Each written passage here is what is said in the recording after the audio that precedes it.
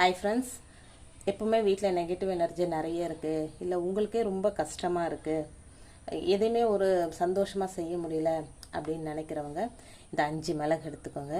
5 மிளகு எடுத்து ஒரு பேப்பரில், ஒயிட் கலர் பேப்பரில் மடித்து நீங்கள் தூங்க போகிறதுக்கு முன்னாடி உங்கள் தலையணை அடியில் வச்சுட்டு தூங்க ஆரம்பிச்சிருங்க.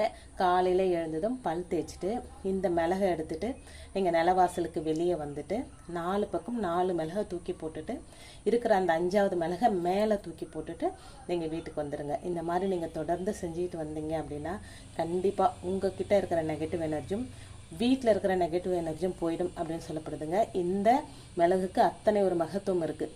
இந்த 5 மிளகை மடித்து உங்கள் பர்ஸில் வச்சுட்டிங்கன்னா உங்களுக்கு பாதுகாப்பு வளையமாக இருக்குங்க. 3 மாதத்துக்கு ஒரு தரம் இந்த மிளகை மாற்றினா போதுங்க.